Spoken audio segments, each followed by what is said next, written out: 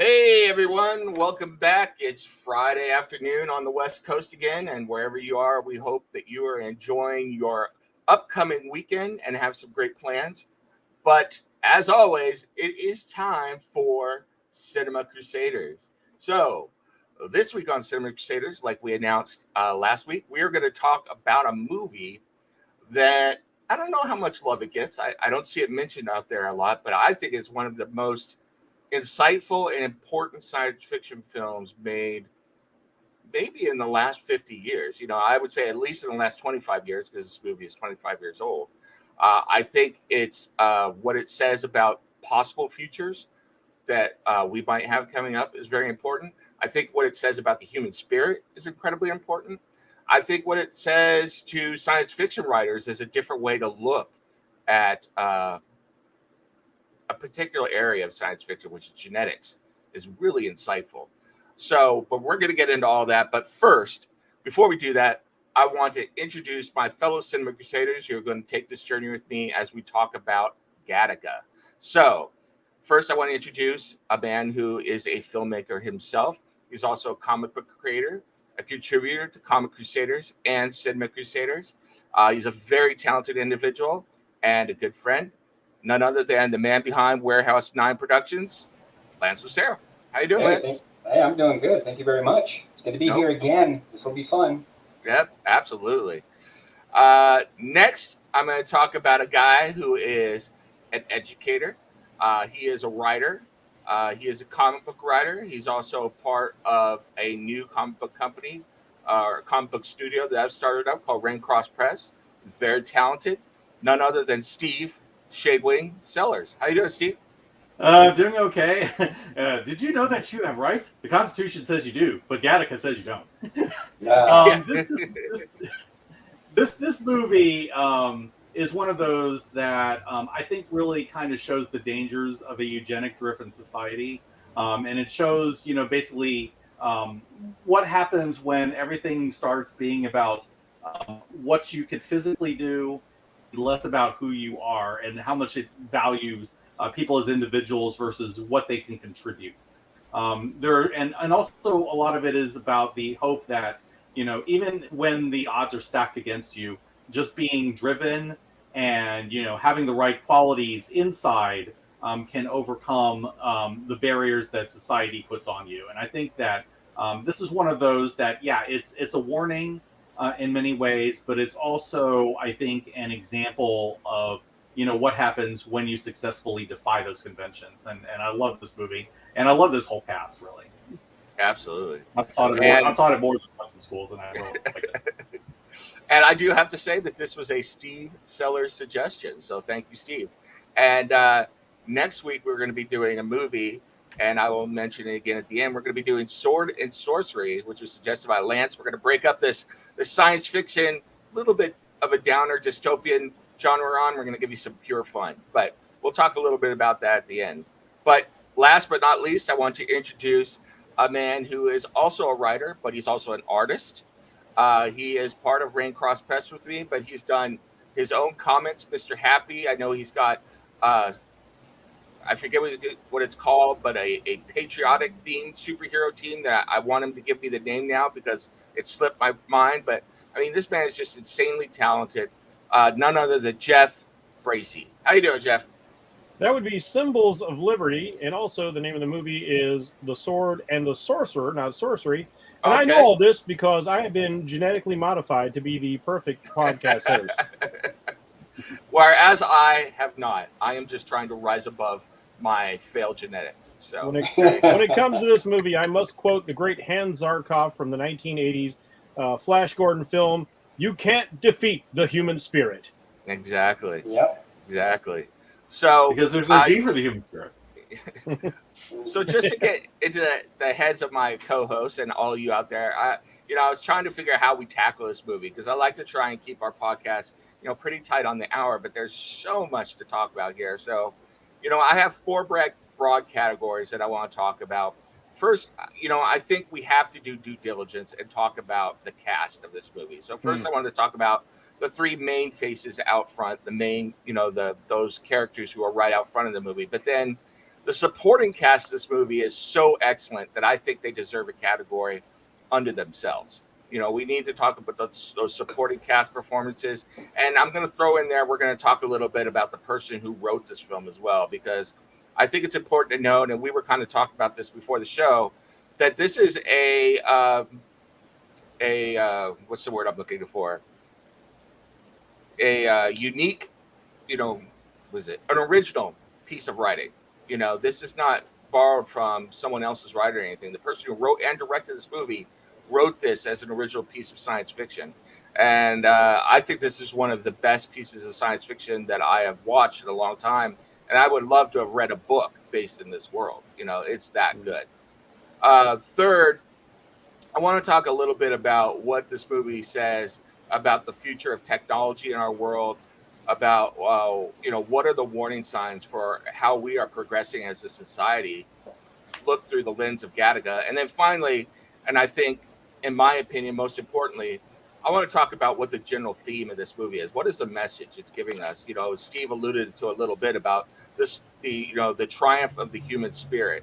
And I think that's a huge theme. So that's kind of where I wanted to go. So you guys good with that? You ready to go? Let's do it. All right. So let's jump right into the main cast of the movie. And when I say main cast, I only say that because these are really the three faces that were pushed out there. You know, they were front and center on all the marketing, the advertising. These are the faces and the stories that kind of drove the movie going forward. But I will say right up front that the supporting cast does so much for this film as far as providing backstory for these three main characters, helping the plot drive forward and everything. But those three characters are the character played by Ethan Hawke, who is Vincent, and he takes on the personality or the identity of Jerome. But Jerome is actually Jude Law's character. And both, I would say Jude Law and Ethan Hawke are absolutely amazing. I prefer Jude Law as a character because I think what he brings to the table is so interesting to me. Well, we'll get into it a little bit when we talk, but I really like Jude Law's performance in this, and that's not to take anything away from Ethan Hawke. And then the third character you have, I think, is really kind of a tragic character, and I'm curious to see what you guys say about Thurman's character, who is Irene, because I think she kind of combines elements of both Ethan Hawke and Jude Law, which is really, really interesting that the writer went that direction. So I want to hear what you guys have to say, anything you have to say about these three characters. You know, feel free to talk about all three or pick one, however you want to approach it, but I'm going to start with Lance. So Lance, what did you think about the three main characters of the film? I think the casting was solid. I mean, overall, for a film, it's very rare that everything falls into place without looking a little off. And I think this is a perfect example of how well the casting was done and how well these performers, you know, adapted into their roles. So, you know, that's a big thing in something dramatic like this because it's heavily dialogue driven. So you're going to have to be able to absorb that.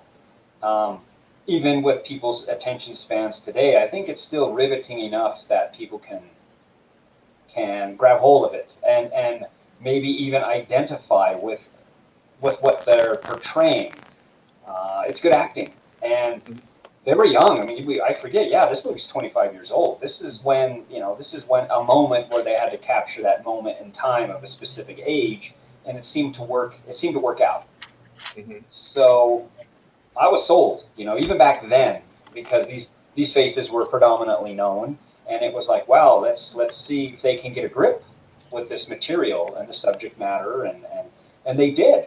So it's one of those rare things where people don't feel too young, too old, or too hokey or geeky, or too overbearing. It's just they fulfilled the roles perfectly.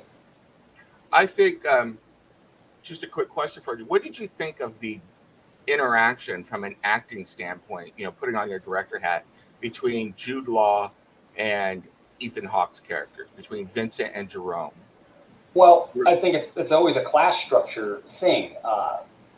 when you've always gotten the blue ribbon, when you always think you're the best, how devastating is it to know that you're not, and then even more so, give your identity to what you feel is inferior, and then having that alter ego of yourself succeed.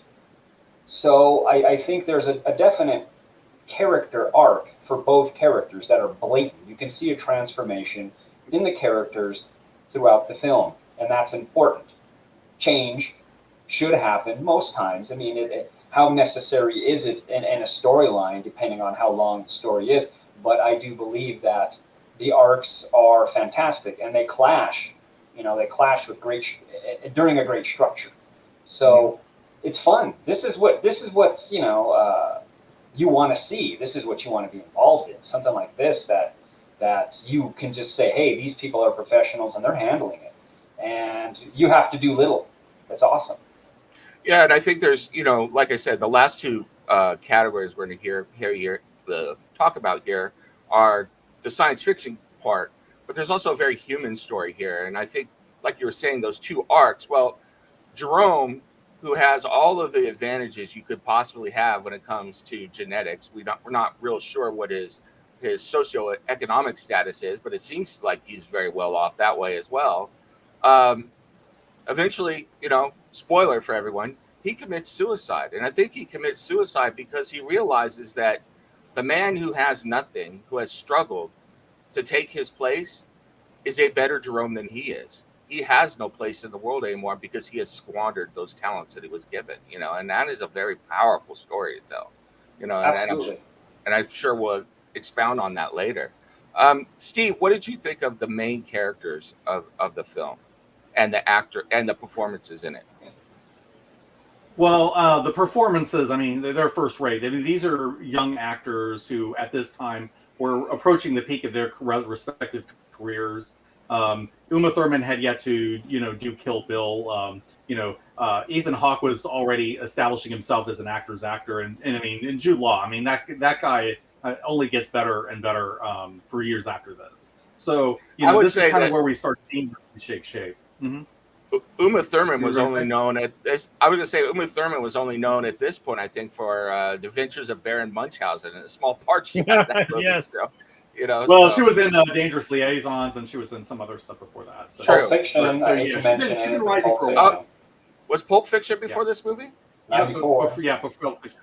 Okay. I wasn't sure about the timeline. I stand corrected then. Okay. So go on, Steve. I'm sorry to interrupt. So they were already starting to establish themselves, but I mean, as an ensemble, they're really, really good. I honestly think that in some ways, their ensemble as a cast exceeds a little bit what the script gives them, and I'm thinking mainly of Irene here. I think that both Ethan Hawke and Jude Law are really meaty parts, and they do extremely, extremely well with them.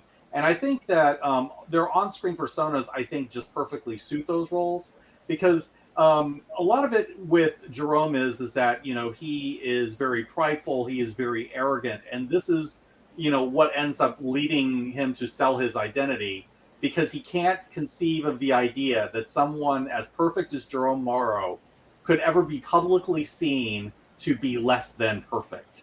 And so he would rather sell who he is to this dude than, admit, I had an accident and I can't walk anymore. I mean, that level of and I think that probably he was from a very high class. He was used to making a lot of money and living, in a very well-to-do lifestyle, and living it up, and having drinks and parties and things like this. And he's forced to stop doing that because he goes off and tries to kill himself. He tried to do this a couple of times, and this time he only halfway succeeded.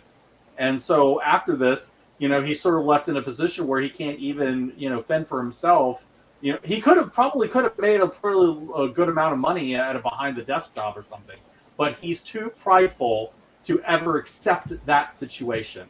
He has to always be the top of the top or else. And I think that fatal flaw is what makes that character so interesting. And Jude Law plays, both the good and the bad of that very beautifully. Ethan Hawke, I think, comes across as this very salt of the earth character who is trying to reinvent himself Pygmalion style, and Jude Law is trying to guide him along with this. And then, as you say, he becomes a better Jerome by the end of the movie, to the point where, Jude Law decides, okay, Jerome decides, okay, or Eugene, as he calls himself, decides, okay, I'm going to take myself out of the picture. But unlike previous times he tried to kill himself, he's not doing it out of despair. He's not doing it because he feels he can't live up to the promise of being perfect. He's kind of realized, no, my perfection lives on in Jerome, this identity that I created for Vincent. And so I don't need to be around anymore. And I can go and see, other places. I could see what lies beyond death, because this world has nothing left for me. And so I can go on and be, whatever I want to be in whatever lies beyond. And I really kind of like that. Their journeys by the end parallel each other, with Vincent, going off to Titan, and basically Eugene, seeing what lies beyond death. And I think that's it. And I think that those two arcs, him learning to put aside his pride and, give up what he has for someone else, versus, Vincent, who has, made his final transformation, fully accepted who he is and finally succeeded in his goal moving forward. Irene, I feel like while Uma Thurman is really, really good, and part of the reason I think that she's really good is because she has a very good chemistry with Ethan Hawke. And considering that they end up getting married, I mean, the fact that they play romantic interests opposite each other, that really feeds into the role. And so even though I feel like, there wasn't a lot in terms of her character, she's basically this person who doesn't know who Jerome is, gradually finds out, has to come to grips with that, decides to be his accomplice. Okay, there's a little bit of that, but she feels a little more background than the other two. And so a lot of that is filled in the background by Uma Thurman, putting on her performance, a lot of her subtle acting. And then, in her scenes with Ethan Hawke, I feel like the romantic chemistry that they actually legitimately had reinforced what they had on screen, and it works. So, and that raises, I think, the game of everyone involved. So this is really a case where I feel like the actors raised the writing just a little bit, even though the writing was really good.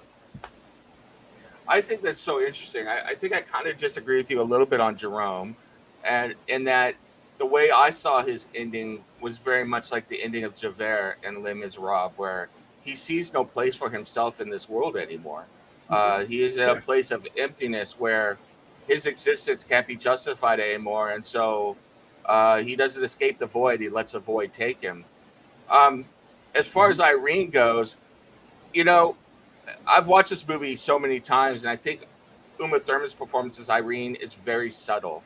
And there's a very subtle messages, because Irene has a genetic defect which is going to prevent her from ever going into space. And I think the best example of the subtle acting she brings out that shows how she doesn't feel she's worthy of Ethan Hawke's character, which is the irony, Vincent, is when she first goes to get the genetic test on Jerome to find out what his genetic makeup is, and you can see she's nervous, and when she finds out he's practically perfect, she looks despondent. And I think that's such a telling, it's damning on the society that this woman has fallen in love with Jerome on his own, and then feels like she has no chance because she doesn't meet up to his standards from a genetic standpoint. It's really, there's some very subtle acting in there, but it's very, very powerful, in my opinion. And yet contrast that with when she realizes that he's a godchild. Like, in a way, it's like she's realized, oh, I found somebody that I can connect with in this world about everybody trying to be perfect. He's not as perfect as I feared he was. I feel like I can let out my guard with him now and be with him. And I thought that was just like such a telling moment for that relationship, even if it's brief and maybe for a minute. Yeah, it's a very powerful statement. So then going to Jeff, you've had a little moment to think about it and hear what everyone said. What do you think about the performances and about these characters that we have of Vincent, Irene, and Jerome, or Eugene and Jerome / Vincent? So, yeah, I'm going to start with Irene since you guys left off there. Irene is a tragic figure of this world. She's In the world of Gattaca, she's what I call an almost. She's almost there. She's almost perfect. She's almost of the upper crust, but she's kind of the upper middle class, if you will. She's got what it takes to be there, but the society is so locked into this idea of genetic perfection that there's this really telling moment where Vincent's brother plays into the tropes of the world that they're in. Is like, oh, it couldn't be an invalid. They wouldn't have the drive, the skill, or the intelligence. They just automatically write you off, completely forgetting the fact that if you are a quote unquote God baby, that means you have unlimited potential. Nobody has decided your potential. You have a wide open potential. Just because they've tested your genes doesn't necessarily mean anything. There is, of course, the rise of the spirit versus the power of the flesh. And living in our world, seeing events like the Olympics and things, other sporting events, these triumphs of will and spirit we've seen throughout our history, people going above and beyond their physical nature to achieve amazing things. Who would ever think that somebody like a Joan of Arc could lead armies, a woman in that period of history, and get out there and mix it up with dudes in battle? So there's that. And Irene is so into this. Like you said, she has that moment of despondency, and she even says, like, she pulls out hairs like, hey, you can test me, and if you're still interested. And she's already expecting rejection, but she's so desirous of this connection that she's built with Ethan. And one of the things that gets me in the film is when you first start seeing them in the setting of Gattaca, it's very unemotional. I felt like I was watching Equilibrium again. It's just not that we're confined by our genetics, and everybody has to have this sort of prescribed behavior. The only people who really seem to have any color to their lives are the people who were before all this. Vincent's parents, Ernest Borgnine as his boss and the janitorial staff. They come across as more interesting people until we meet people like Tony Shalhoub's character, and of course Jude Law as Jerome. Let's go ahead and get into that. Jerome is really, he's definitely an equally standout character along with Vincent in this, for many of the reasons you put down. I don't know if he tried to kill himself many times. He definitely tried to kill himself once. And I think that moment happened when he, who is 93% perfect according to his genetics, he pulls out this, he keeps this token of his failure with him at all times, this silver medal. He's an Olympic class swimmer, and he didn't get the gold. And it reminds me of these kids who are driven by parents to always get like the A pluses, and the one time they slip, it's catastrophic for them. And for Jerome, this shattered his world. He couldn't live with it. He couldn't take it. As like Steve was saying, there's that drive to perfection that has become an obsessive sort of mania. And so he tried to end himself. If I had everything in the world, there's no excuse for me not to be perfect. And Ethan in his flashback exposition, he's even talking about that. My brother could always beat me at the swim race because he didn't have any excuses. There's all this expectation. The society is so ingrained in this when they talk about like, oh, it's impossible for somebody to live beyond their expectations. So what I like about Jude's journey is how he and Ethan, or he and Vincent change each other. Jerome becomes Vincent's brother in a way that Vincent's brother never was. Mm. And Jerome sees all these possibilities in Vincent that he didn't expect. He never had any desire to be in space. He's a swimmer and whatever other aspirations he had, but he begins to live vicariously through Vincent. And he does rag on him because you can see when their initial reaction is like, oh, geez, I gotta help this guy. I guess this is the only way I get to live, and it's very detestable for him. He can't stand it. But when Vincent goes through procedure to lengthen his legs, Jerome starts changing his mind. This guy does have the guts and the drive, and anytime he shows weakness, he challenges him because his drive to succeed and win and be a champion, he helps foist on Vincent, who already has his own because he never got his head out of the clouds. He always wanted to go to the stars.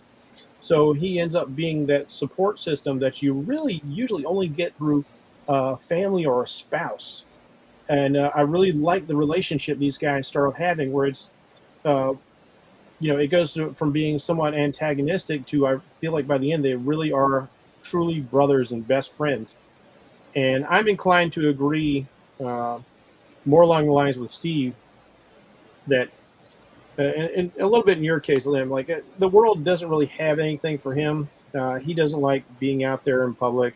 He does it, and he plays it off really well. But I think he has truly decided to live his life through Jerome, even if he's not going to be here, because he goes out of his way to leave all these biological uh, uh, pieces of himself behind, enough for 2 lifetimes, as he says. And I'm not going to complicate things by being here. And it almost feels sort of Japanese in an ethos of a way.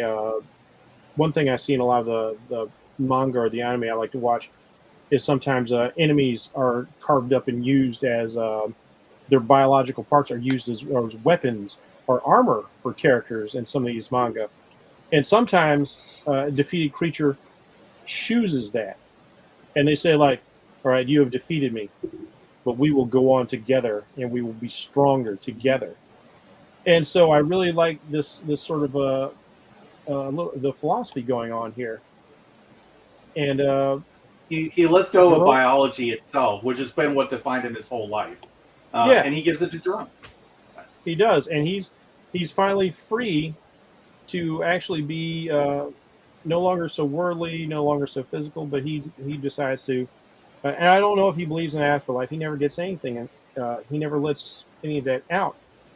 But maybe he's redefined himself spiritually in that way, where he's at that sort of Zen place where he can finally let go. Now, I just I'm always a sucker for the super optimist sort of character. Maybe it's that kind of a defining American spirit sort of thing. That whole idea of optimism and freedom and all this. And I love a good underdog, rags to riches sort of story. So, and all these actors are just sublime. Is like you noted, like even Uma with her smaller part does a tremendous amount with it.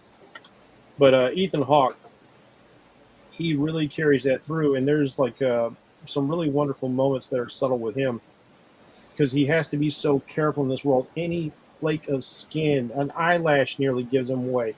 A spare skin cell, and the paranoia that you'd have to live with, but the incredible discipline it gave him, because he codes and he never makes a mistake. Millions of keystrokes, he's never made a mistake in all of his programming. So he has to be better than all these people who are created to be the best. And he's so watching out and so paranoid about everything, but he's still got that constant optimism, and he's trying to maintain that sort of distance that everybody seems to have. But Uma starts to see through it. He's like, if you want to act like you're not interested, don't look up at the launches. And there's other little things he does. I love the moment where, like, his brother's in the gym while he's doing his running, and the cardio monitor slips, and we hear his actual heartbeat, not because the suspected heart defect has taken effect, but because he is scared out of his flipping mind that his brother's about to out him, and he has to go run to the locker rooms and hyperventilate. And the reaction he has when he's in bed with Uma and he Irene, he realizes, like, my DNA is all over this woman. It's all over the place. And he runs down the beach and starts scrubbing himself like mad, trying to clean up his traces. And you look at that, and he doesn't show it into the film until you get to these couple of minutes, and you realize just like what incredible pressure this guy is living under 24/7, until he gets home and he can actually relax and there are these moments where you see him crack when he thinks it's about to break. And it's really impactful because he's got to hold, Vincent has to hold so much in all the time. So I can't say enough about, like, just how amazing this doggone cast was throughout this film.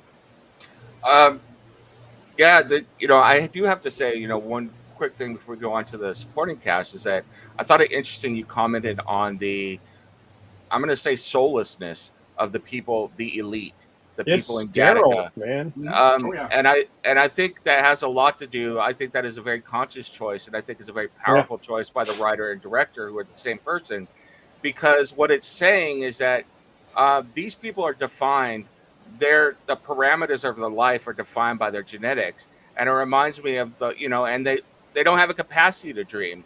Their upper limit is defined by something that they had no control over, which was picked by their parents beforehand.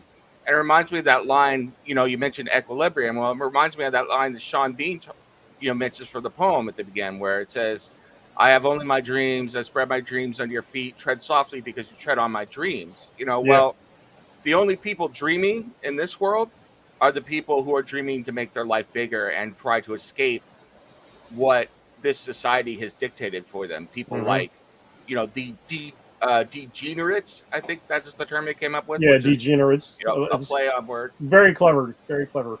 Yeah. So I thought that was really interesting.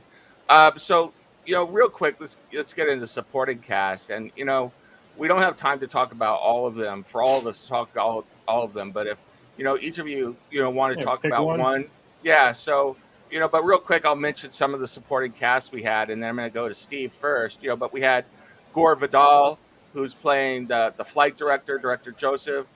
You had Maya Rudolph, who had a small part as a delivery nurse.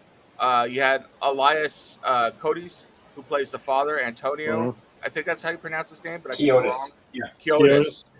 Elizabeth Dennehy, Lance had mentioned, plays the preschool teacher. Blair Underwood plays a geneticist in a small part. You had Ernest Borgnine, who plays the manager of the the head janitor, Caesar. And then finally, you have, I think, in a once again a small part, but a very good part in the way he presented it. And I think it's important for the society, because any society like this is always going to have a criminal element that seeks to allow Tony people Shalhoub. to subvert society, which is Tony Shalhoub. And he's only referred to in the cast, in the script, as the German, which I think is ironic, but, because Tony Shalhoub isn't particularly German, and, but who cares? It works anyway. He doesn't even affect a German accent. No. So let's go to Steve first. Supporting cast, anyone that stands out that you would want to talk about real quick? I will say, I didn't know, I don't remember Lauren Dean being in anything else, but I have to say he's very good as the brother. And you can kind of tell, he's the same character as the younger kids that we see in the flashbacks. And I will say, all the kids that play the younger versions of Vincent and Anton, they all look like their older selves. They could grow up to be that person. So I will say, even those little bits of casting are brilliant. But I'll tell you, man, if that had been done today, I would have suspected they used CGI to make the kids look like them. That's how much they looked like them. Yeah, they did a really good job. I would agree with that. Yeah, and I will say, I love the way that they kind of played the hints that he knew Vincent and that were kind of laid out, but they're always subtle and they're never too obvious. But I will say the only reason I kind of figured it was him was because it's no, you don't bring in the brother and not bring him in later. This is Chekhov's brother. So it's who else could be the brother but the detective? And I will say he plays very well, both him being a detective and deep down it's is this my brother? And as he gradually gets closer to that, and then you have the big final confrontation, after Vincent looks like he's going to get off, and then it's okay, is he going to end the whole thing now, or is there going to be something going on? And that moment is so tense, and this actor holds his own with Ethan Hawke. And Ethan Hawke is really bringing it. When he's bringing out lines "Oh, now you're going to stand against me." I mean, the way that this actor plays it, some of it is physical presence. He has a lot of that, but I think a lot of it is just very subtle acting. And I think that just going off of Ethan Hawke, was enough to make him better. And it just and I feel there was a feeling these two were brothers at one time.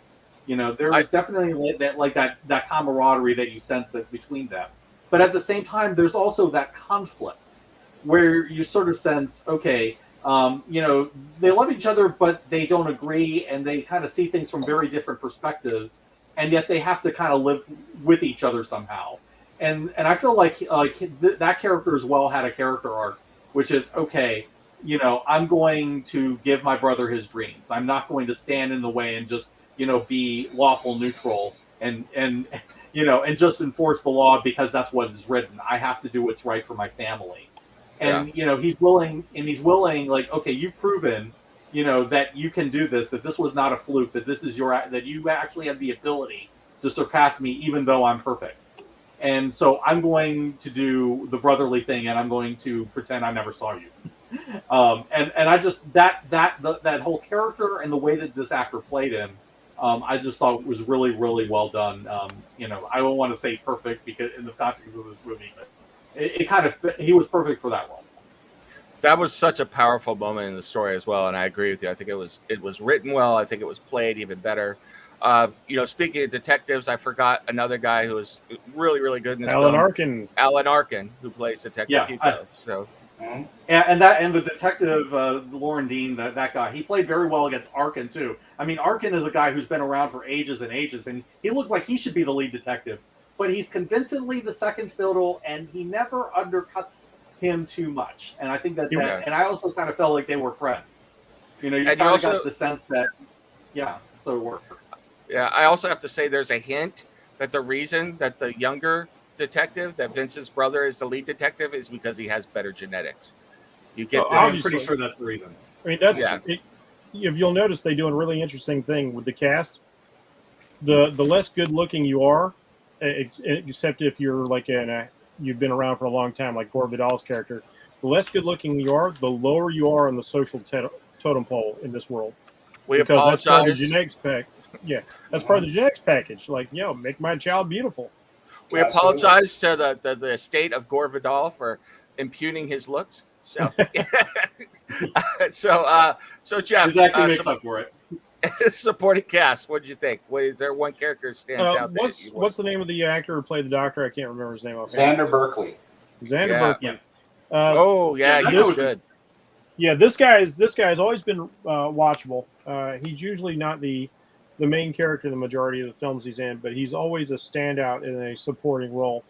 And here, I think he gives one of his most absolutely subtle performances ever. And I didn't catch it until the very end. I suspected what was going to happen on my first viewing. This subsequent viewing here, I was able to see what he was doing all along. He's the guardian angel. He is the guardian angel. You're absolutely right. The very first interaction. Oh, go ahead. You got to mention. I'll let you talk, but you got to mention why he's the guardian angel. I will get to there. The very first interaction you see him having with Vincent, he's he always comments on what Vincent's doing. He's like, "Oh, Jerome, the metronome," talking about Vincent's fake heartbeat. And it's like the impressive prosthetic penis that I'm assuming he's peeing through. That he like, "Oh, you're never shy. You're always urinating." And like these are things that a very keen medical professional would pick up on if he's had to have you in his care for years. He's going to notice things nobody else does. And so we start off with the first little hint. Remind me to tell you about my son sometime. And this carries on, and we keep seeing that the doctor never gives it away, but he keeps just making these little comments, and you feel like, especially on the second view, you really feel like, okay, this guy is up on things, or he's close. And like even when Vincent has to desperately switch blood samples, the doc is so sharp he plays along. He could have caught it. I'm sure he could have caught it, but he plays right along. This guy knows he didn't pop his vein. He's just done like who knows how many hundreds just before he gets to Vincent. And so it's really delightful to find out that when you get to the end of the story, and Vincent isn't prepared to take another urine test. They're getting him right before they go on board. He didn't think he was going to need any of this stuff. And, he's trying to tell him, like, tell him I was as good as or better than any of them. And, the doctor lets it slide, and he tells him, my son is not everything they promised he could be. But he's a big fan of yours, and we don't know what he might be. Mm-hmm. And that's why he lets him go. And he gives him like a little nod and a smile. And, Vincent, who's just going through this crushing realization, I'm done. It's over. I didn't succeed after all. And he gets to achieve his dream. And here's another guy who's not even going to live vicariously through Vincent in a way, but he has hope for his son because he's not going to be constrained by these genetics. I keep going back to the point where they, when they're saying, oh, some invalid was in here. Oh, that's impossible. Nobody can go beyond their genetics. Nobody can rise above their station. You just write off anybody. And you have that, the scene, another medical professional, when the parents are going to bioengineer their second child. And at first they just wanted to make sure he had no diseases. They didn't want another Vincent. They wanted somebody who was going to live, beyond 30. And they get convinced into tweaking every aspect of it. He's still you, just the best of you. And so, that's what this doctor got promised as well. And now, as a medical professional, this guy who obviously believed in the science, believed in everything the society was feeding him, and then he knows it's, you can adjust the odds maybe, but it's still all up in the air. It's still all up in the air at the end of the day.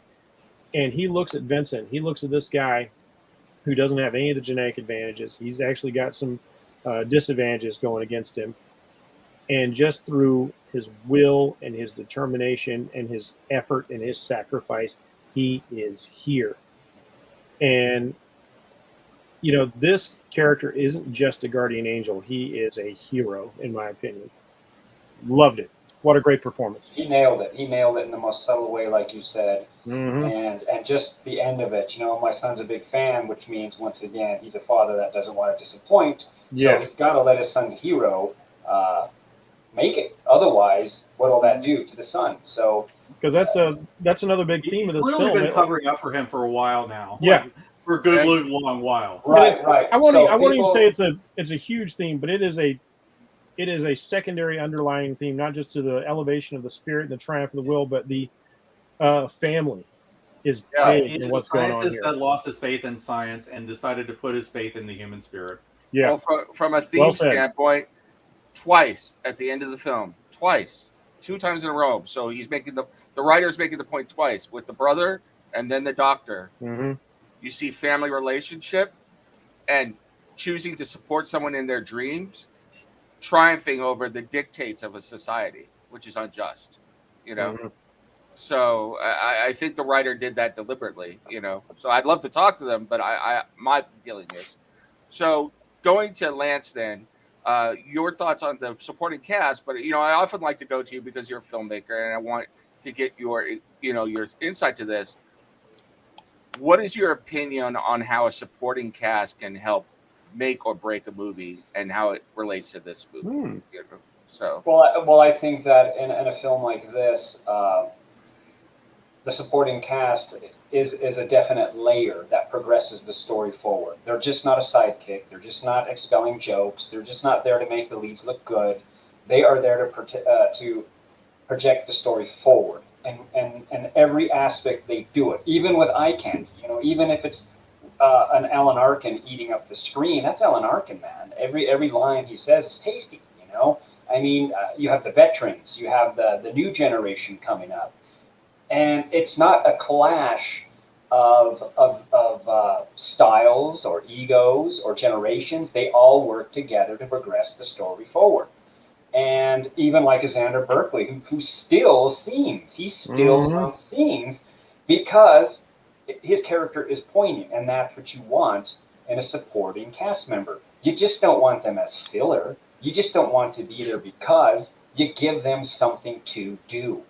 And everybody has something to do in this film. There are no lines wasted. There is no triteness. It progresses the story forward. So that is extremely important, especially in an ensemble cast. Does it progress the story forward? And is it ambitious to have too many characters in a story, depending on the structure of the story? Now, obviously, when you look at modern movie making and you look at these big Marvel movies with all these characters come together, there's so much lost. It's dribble. It is about an image more than it is projecting a story forward and capitalizing on important characters.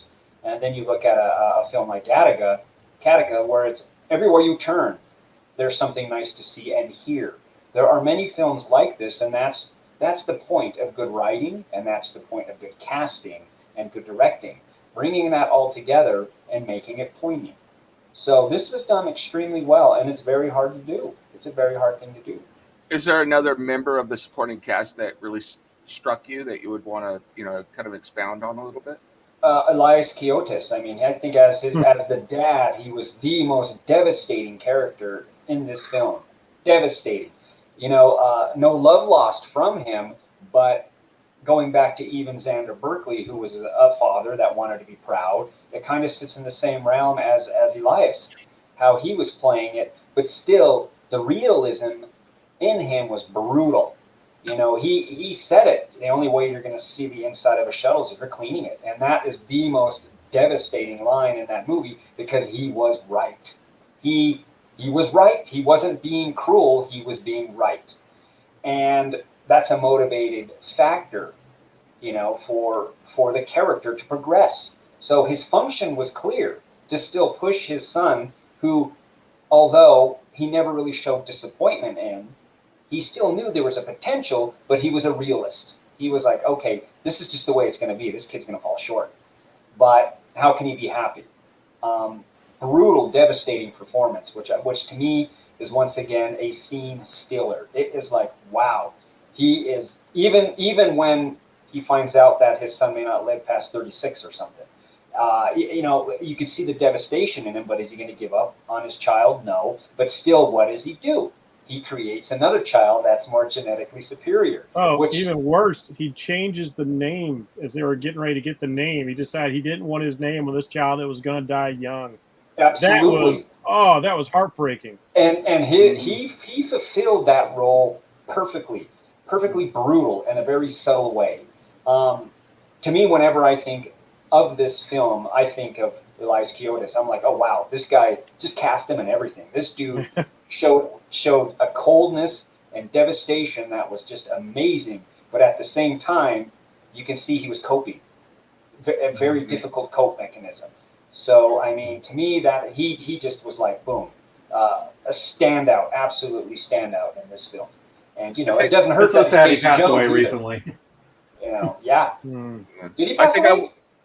Yeah, he did. A couple weeks ago. Oh, wow. I did not know that. See, I think I want to build on your take there in the final segment because I often see so much of this, to me, what is often in a good film is that you could take things from it, a good story, and apply it to your own life or the surroundings around you and see parts of that in your, and I see a lot of that and kind of what you were talking about that realism, but how it can also crush dreams and everything. I saw a lot of growing up, so I kind of wanted to hit on that in the human spirit part. No, I was wrong. I was confused with somebody else, apparently. Yeah, I was just going to look it up and go, wait, don't die yet. Yeah, he's got a lot of good stuff to do. Yeah, because I know he was featured recently. I couldn't remember for why. I thought it was because he was dead. Okay. Sorry. Okay. Well, we've had so many amazing, talented people die this year. It's easy to confuse them. So let's get into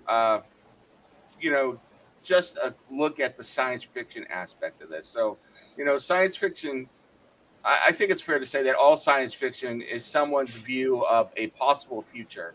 And there's a variety of different science fiction stories you can tell. There's the futurist science fiction where you're telling the story of a what if, a way that a lot of it is utopian type stuff where you're trying to create a new society. And you get that to a certain extent in Star Trek and things like that. And then there's oftentimes, if you want to call it dystopian or the warning science fiction where someone looks at what exists now and projects forward and is giving a warning to society. And I think it's fair to say that this is is that flavor of science fiction where the man who wrote this story is looking at what was going on in the 90s. And you could even fast forward to 2022 and look at what's going on with genetics now and saying, this is the kind of stuff we got to look out for. So, real quick, I want to point out one thing to me that really stood out, just one little moment, and then I want to go to Jeff and go around the horn to see what you guys thought of the science fiction aspect of the story. But it's a little throwaway line and a little throwaway moment, but one man was genetically modified, so he has 12 fingers. Because the only way to play a certain piece of music on the piano was to have extra fingers. So you're already seeing here in just this really little throwaway line that there is a class separating, that in order to be an elite musician now, you have to be genetically modified. You can no longer have 10 fingers and 10 toes. It's even And worse than that. Yeah. Yeah. And be okay. Now it's not even okay to be a genetically perfect human. You have to be a genetically modified human. And that is just, I mean, so where does that go from there? In order to be a soldier, you have to be bred to be for war, and you're locked into that from birth by genetics, in order to be some other profession. I mean, it's a very dangerous way of thinking. And in my opinion, it's one that we are already on the way to implementing in our society. We're already starting to take steps where, do you want to pick the birth and the color of the eyes of your child and this and that, and it's like, these are just, it's a slippery slope that you go down. So, that's the kind of thing I see. And I dig it that it's a warning. Unfortunately, right now, I don't see society heeding that warning, which is frightening to me. So I'm going to go to Jeff first. Science fiction, what did you see in this film? What kind of stands out for you from a science fiction standpoint? Well, to that last point you made, we've already had people potentially screening their unborn children for abortion, depending on defects that can be registered while the child is still in utero, without knowing what the potential of the child can be. Case in point, don't remember this woman had no arms or legs, but she definitely had a loss of motor control. I believe my brother was telling me a story to a neurological defect of some sort. But she's an amazing singer, and she found a man who married her, and he compresses her diaphragm because she doesn't have enough muscle activation to do that herself, so she can sing. So they're on stage of this duo. So there's no limits, really. I mean, you are physically going to be limited in some way. In some ways, we might be mentally limited. We have to accept that reality. But just go for it. That's such the message of the film. And in China, they've already been talking about experimenting with genetically modifying their soldiers to make them better soldiers. As soon as I saw the marquee with the 12 fingers, I was like, okay, so somebody decided at birth this guy was going to be a concerto pianist. So that's all he can ever be. He has no other purpose. It's like watching Man of Steel. It's like, the Kryptonians were all cast into a role, and if something happened, you couldn't fulfill that role, you were no longer useful to your society. I can imagine with the military aspect you were saying there, we get no idea of what geopolitics are in this world, but I can't help but think of the movie Soldier with Kurt Russell, where people are being bred just to be soldiers. That is from the time they're born till the time they die. They are just soldiers, and that is horrifying. This movie is the most horrifying dystopia I've ever seen. I would take my chance living under the sewers of LA in Demolition Man. I would even take my chances in the nightmare world of the Terminator, where at least I can live and die by my wits and my strength and the wits and strength and community of my fellow survivors fighting against the machines in this place where any flake of skin can send me to jail, can ostracize me, can lock me out of all the best things in the world. They're like, oh, Jeff, you got diabetes. Yeah, but I've got an almost genius level IQ. Doesn't that mean anything? Well, no, you got this genetic bloopers. So sorry. No, it's horrifying world they live in. And like I was talking about earlier, when Ethan has his little outrages and breakdowns, it's completely justified because seeing what he has to go through to try and participate in this world at a certain level is just the enormity of the pressure. It's how do you keep your mental focus? How do you keep your emotional stability?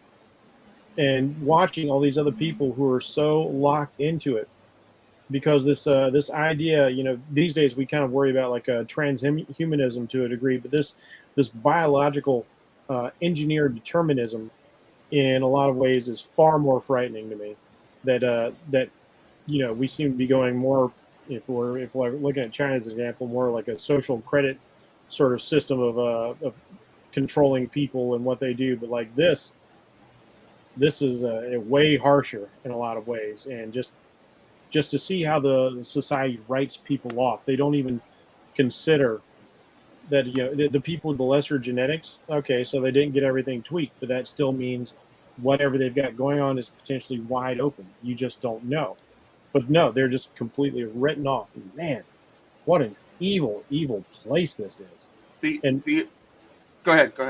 And it like and it goes on, and it's weird. And the worst thing about it is with the science, and they talk about like when Ethan's on the treadmill, and his brother's like asking, because he's asking, he knows Victor Vincent's in earshot, and he's like, "Oh, so what does it take to make the program?" Like, isn't there some variance? Like, yeah, there used to be. You might like the backhanded comment. People who could be like, say, like a high-ranking officer today, wouldn't make the program. So like, yeah, you're pretty good, but you're not good enough. That's why you're where you're at. But now we have only the top 1%. We have created the genetic elite. And and he even goes on to brag, like, and there's not a violent bone in my body. It was genetically excised, and we find out he's a friggin' murderer. So yeah, their whole system is bullshit.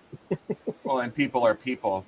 Yeah. And I would say the only story, in my opinion, that takes this idea that we're dealing with here and makes it even scarier would be Brave New World by Aldous Huxley, who not only were they perfecting the genetics, then they were socially engineering people to accept their place and everything within that world. But it's one of the things that and this is like the flip side of the Kurt Vonnegut story of trying to make everybody equal. Yeah. This is making everybody on a certain social ladder. Yeah, and I think also and alludes a little bit going to Lance next. Lance often points out about how one of the things that's difficult is that people don't talk, that people are in their bubbles, and that people don't think. Well, when you raise people to be only one, you're only raised to be a soldier, you can never then experience poetry. You can't experience film. You can't experience all of these things, and you become less of a person because of it. You become a robot. You become a killing machine. So going to Lance. What they genetically turn down your emotional responses. So like, you don't get frazzled, but then you end up acting like the Terminator. Yeah. So Lance, what did you think of the science fiction aspect of this film as my chair breaks? So well, looking at it cinematically, I mean, you can go back to Metropolis. You can look at Blade Runner. You can look at Logan's Run. You can look at a lot of cinematic movies that are also revolve around eye candy, of course, of a future, special effects. Doesn't matter if it's what kind of practical effects it is. I can see cinematically the influence, but really scaling it down to the people. The environment plays a big part in the film, but it's not all about showing those ridiculously big, grand CGI city shots of what it should look like. Technology does not drive the story forward. They're not on cell phones, communication devices, and computers all the time. They're present, but that isn't a tool to drive things forward. The environment, how the costume designs are, that modernized 40s look of the suits and the cars and the structure of the buildings. I mean, I like how the science fiction of it was relegated to the story and the genetics idea versus all the tropes we're used to seeing in a science fiction movie. It's just not there in this movie. It is so subtle, it can fit in any time frame. It's like, sure, everything and some things can be dated, but the point is I like how subtle it was in this movie. The environment didn't drive the story forward. It was the characters and the subject matter that did. Yeah. And for a science fiction movie, which I do believe this is a unique and original idea of what it should look like. The tropes weren't there. The set designs, all the stuff, it wasn't there. It didn't need to be. So I think the science fiction aspect of the film cinematically took a back seat, and it let the characters and the story and the subject matter drive it forward, which is extremely unique for a science fiction film, because everybody wants to see, the grand scheme of what the cities look like. And, you don't need any of that. And this is a film that is a perfect example of how to do it correctly. It felt like our world with one major difference. So, Absolutely, it's still relatable. yeah. And as far as the genetics and the science behind it, to me, it is a lot of science fiction. Although there are things happening today, if you look at the flip side, well, now maybe a genetic defect or an image can be empowering. So it doesn't matter if you're unhealthy. It doesn't matter if you're obese or whatever. Oh, you're praised. So you look at the flip side of certain things that everybody should win in the end. Everybody should get the blue ribbon. Well, if a generation are trying to tell that to a new generation, condition them that's the way they're supposed to be, and then the new generation tries to achieve that and thinks of their previous generation as fossils and inferior. You see how the cycle can spins on itself, and this is without genetic modifications. This is just with people using their minds. So I think the mind is more powerful than the genetics, because that's what the film shows. His mind was more powerful than his genetics. And even our generation growing up, I mean, I can't figure it out. Well, I was told get smarter. I can't lift it. I was told, well, get stronger. Yeah. All right, and it wasn't a devastating thing to be told that. It was just like, okay, I need to get faster because this other kid's going to beat me. All right, it was just this natural aspect of human competitiveness that wasn't damaging, but I think we've lost that severely today. I don't think it's there. And if so, it's devastating for certain people, like a Jerome getting the silver medal, finishing second. Oh, but I was told I was supposed to get the blue medal and win every time. You know what I mean? I think the psychological ramifications of the science fiction are devastating. Like Jeff says, it's a devastating thing, and how it was conjured in this story and put on film in such a fantastic way is one of those rare moments in cinema. So this is, that's where I think the cinema and the science fiction work together in this very subtle film. Absolutely. Steve, what did you think of the science fiction aspect of this movie? Yeah. Okay. Before I get into that, I will have a different bit of a perspective on the musician. I got the feeling that this was somebody who was a natural birth and had a birth defect, and that birth defect gave the musician the ability to do these things. And this was someone who slipped through the cracks of the system. Interesting. And I got the feeling. I got that feeling because I think it connects well with the alternate ending of the movie, where they kind of bring in all of these people over the years that showed, okay, Stephen Hawking had, this disability, and, Abraham Lincoln suffered from orphans or something or other. And you got to get all these lists of these people. I have a feeling they were trying to throw that in the movie by showing somebody that had a defect that allowed them to be societally useful, and to show very subtly, that it is possible to slip through the cracks and to be productive despite what the system says. And in a way, it kind of offers. I was going to say real quick, one of the things that I'm enjoying about this discussion we've had is that we've all watched the same film, but we have taken slightly different things away from the art at different times, which is so cool. It's so interesting. Yeah. So, sorry, go ahead, Steve. Yeah, that's kind of what I'm saying. I'm not. Yeah, I guess what I'm saying. I see where you're coming from. I just thought it was an interesting way of looking at things. Oh, hi, Mike. Oh, hi, Mike. Yeah. Looking at the rest of your question, I think the world building of this movie is phenomenal. I really is, because it asks a single fundamental question: what would happen, if the world is governed by a eugenic style system where the only currency is your genes? And then from that, it kind of addresses questions of what would society be like? How would it affect individual people? How would it affect these particular characters? How would they struggle in society or not? How would this system be enforced? Like, they answer all these questions, and they don't bluntly come out and tell you this. You see this through these little vignettes, these little scenes. You see how Vincent grows up. you see how the system has slighted him in all these different ways. How he's been discriminated against, how he's been kicked in the teeth. And how this system encourages even his own family to kick him to the teeth on occasion. For the best of intentions. So you see, like, all these societal pressures on Vincent before we even see him at Gattaca, really.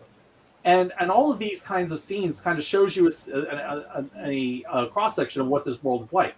I'm with Lance on the way that everything is kind of noirish.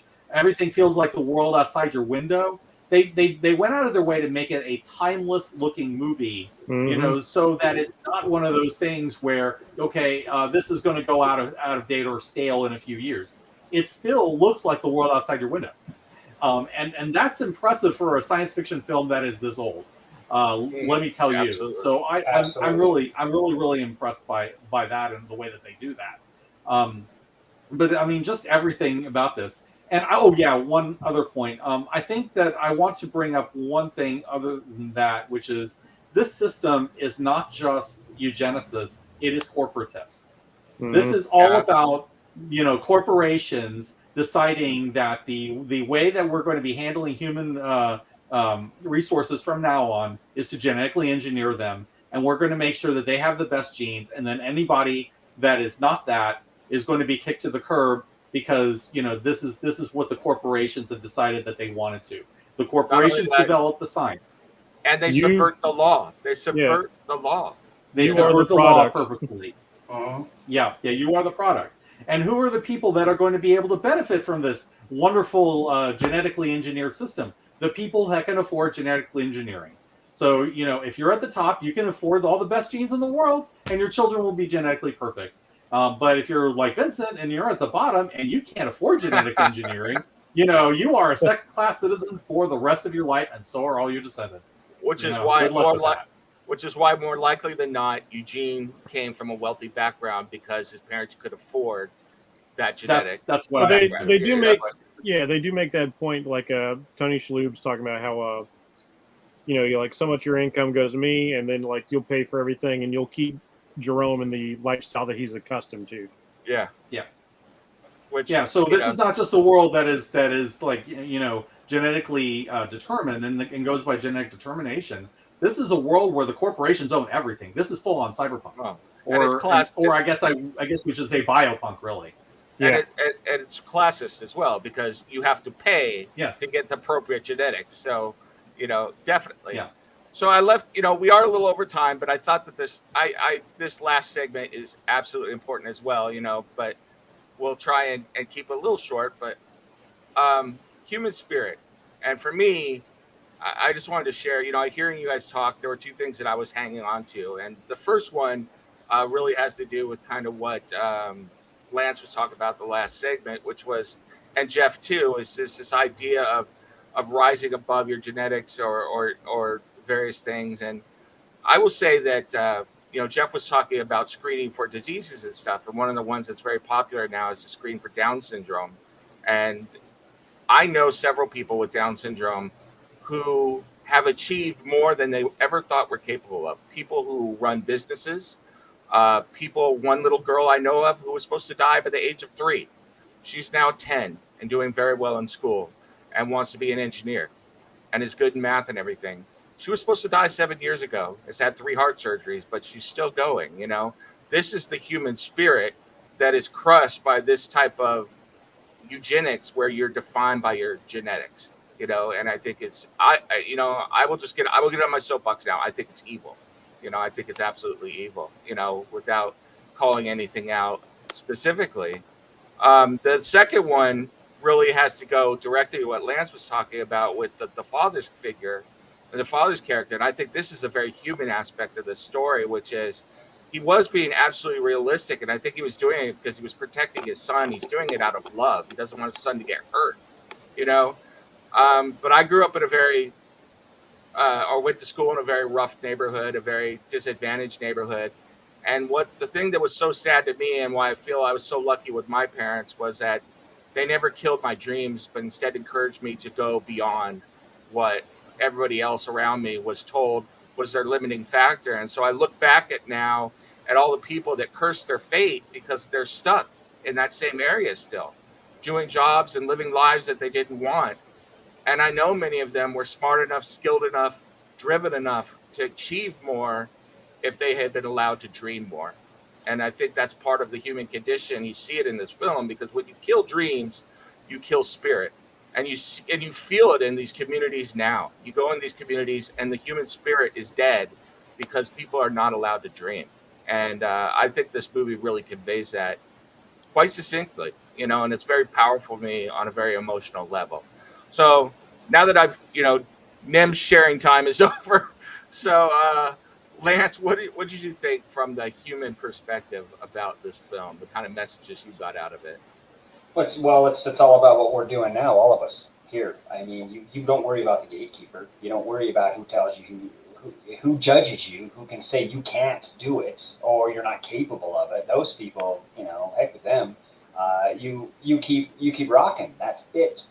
And this is a film that says that it doesn't matter what the shortcomings are. Can you achieve it? Absolutely. So it's that mindset. It's that mindset of, okay, if I can train myself, if I can be disciplined enough, I can do this, that, or the other. And sometimes I'm not necessarily sure that's enforced a lot today, based upon the fact that maybe corporations and governments want us to be drones. They don't want us to think for ourselves. So I think that's the main point of the film. And this film, in my mind, can be considered dangerous based upon the fact that it shows you, hey, there is a system that you can work. There is a system that you can beat. There are people smart enough to do it. And that makes you a dangerous thing if you do that. And I'd say be dangerous. Be dangerous. Absolutely. Yeah, be dangerous.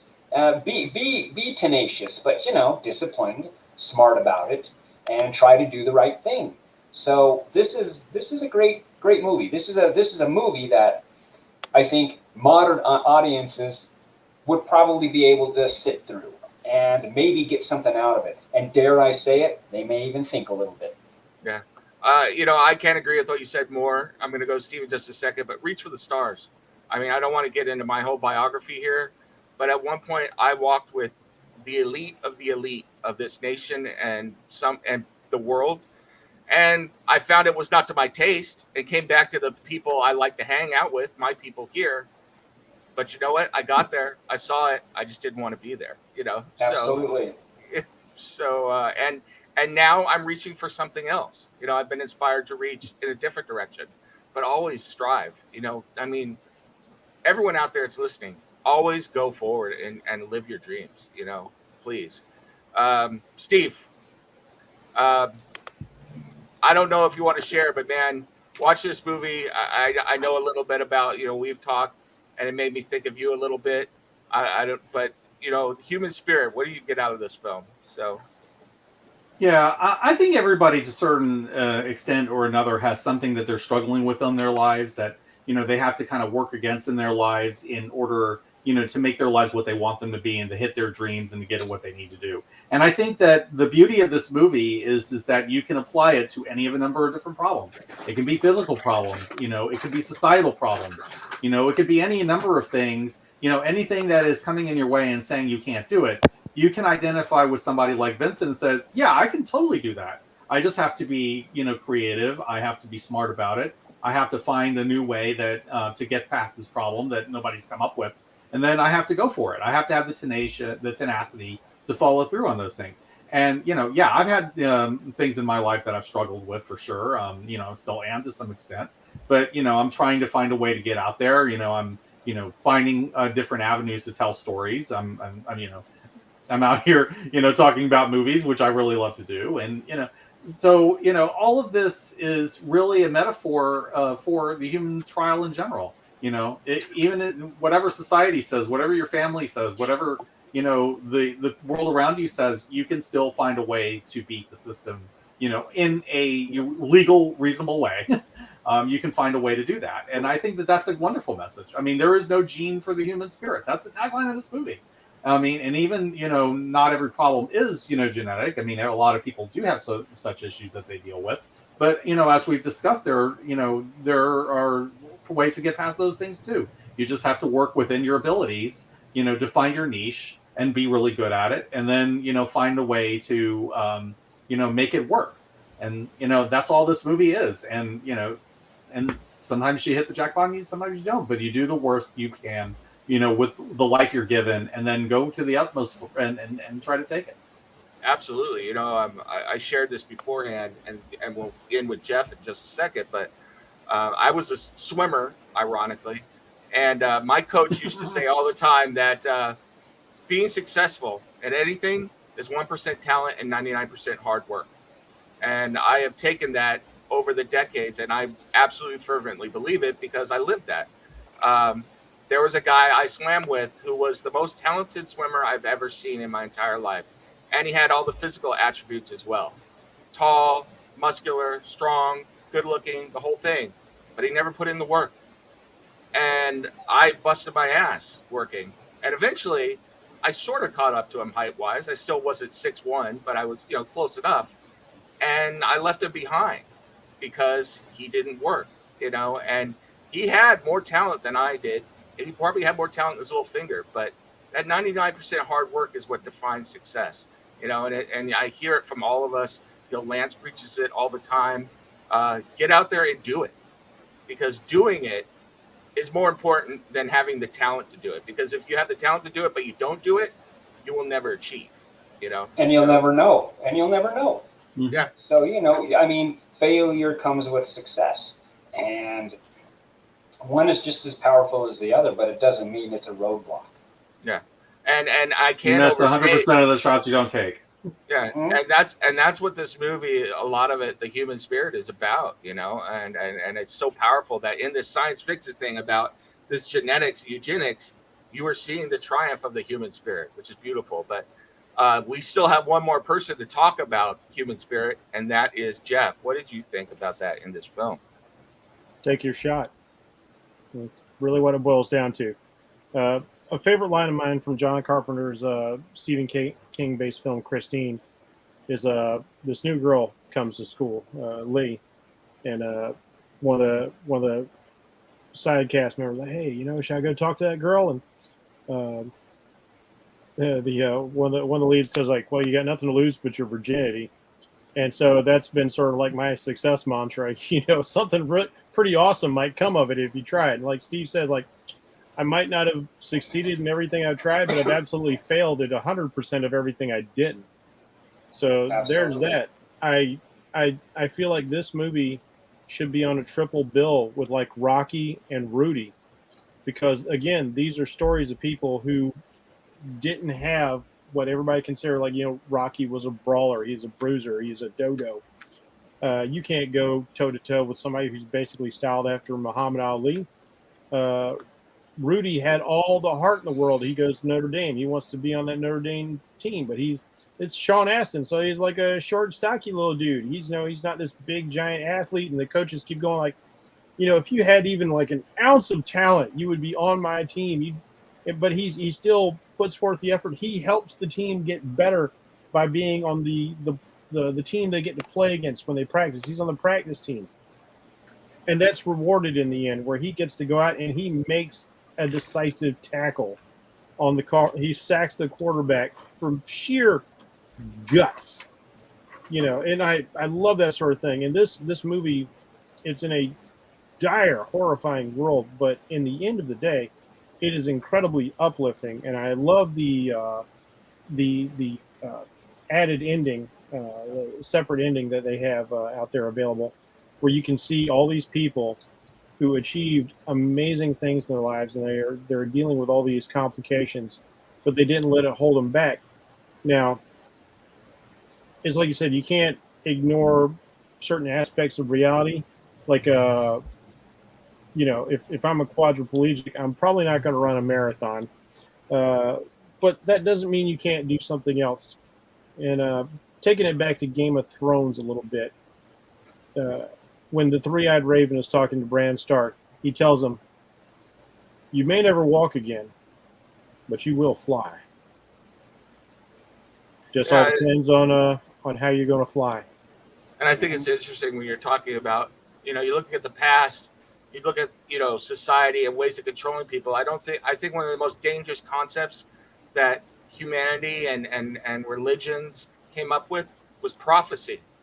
Because when you have prophecy and you lock people into an end result, that becomes a very dangerous thing and a way to control people, Yeah, I mean, we have that in the adverse here, where like, you guys talk about somebody with Down syndrome. I've worked with a couple of people who have Asperger's syndrome, and I get so sick and tired of hearing everybody with all these excuses. Like, oh, I'm on the spectrum. Like, now I've met some real people on the spectrum, and they're out there working their asses off to make it, and they're it's not an excuse for their behavior. So you are crippling yourself when I'm watching these other people gut it out so they can be as good or better than you. So yeah. And then at the end of the day, you need to be able, as a person, to look in the mirror and know that I have done my absolute best. And don't be a Jerome. Don't be, if you've done your absolute best and your absolute best ended up being second. Well, I'm not saying settle for second, but know in your heart that you have achieved at that moment in time all that you could possibly do. You didn't leave anything on the table. The lesson Jerome doesn't get to learn that we get to in our imperfect world is because he, up until that point in his life, I'm sure he just won. He has never learned the lessons of failure and how that can better you. There's a terrific line from Bjorn Ironside when he's shouting down Ivar the Boneless, who wants to leave the great Viking horde, and he's like, what battles have you won? All right, what battles have you lost? Because that's where you learn the most. Yeah. And just remember, always, going back to one of our earlier Cinema Crusaders, when somebody tells you you have to have something to do it, badges? We don't need no stinking badges. So. Absolutely. Yeah, leave it to the half Mexican to bring that one up. Yes. So on that note, I want to thank everyone for watching this episode of Cinema Crusaders. I hope that if you haven't seen this movie, yes, absolutely. Yeah, did you have an announcement that you were going to make during the broadcast here? Yes, we are going to be doing The Sword and the Sorcerer, correct? Yes. Next week. So we'll be reviewing that film next week. That'll be a new film for me, so I'm absolutely looking forward to it. I'm thinking if we're going to do The Sword and the Sorcerer, we've been doing a little bit of theme. I will announce it 2 weeks from now. We'll do Dragon Slayer right after that. And then depending on how we're feeling about fantasy, maybe we'll do a third week and go right into Lady Hawke, which will then lead us into our Halloween Madness spectacular after that we do every year. So, but that's kind of what we've got planned. But for the moment, I will say thank you all for watching this episode of Cinema Crusaders. Thank you all who are following us on Twitter. We've grown a lot in the last couple of weeks, and I hope that you all enjoy our show. If you have any feedback, please let us know, DM us, or tweet at us on Twitter. And until next time, I want to thank my co-host. Thank you so much, Lance. Hey, thanks a lot. Yeah, thank you so much, Steve. Glad to be here. This is a movie that I have a really great fondness for, and I think it's shown really from everybody here, and it's really been great to talk about it. Yeah, absolutely. I mean, if you haven't seen it, you owe it to yourself to see it. It's one of those foundational films, I think, period, a foundational film, and then definitely a foundational science fiction film. So, Jake, thank you so much, Jeff. Apparently you can beat perfection unless we're talking about me. Oh. Yeah. Well, but I'm the podcast host, so there you go. He's Oz. Only because I allow it. Okay. So pay no attention to the man behind the curtain. Exactly. Until next time, next Friday, this is Cinema Crusader signing off, saying thank you, and keep watching those movies. Talk to you later. Bye-bye. Talk to you later.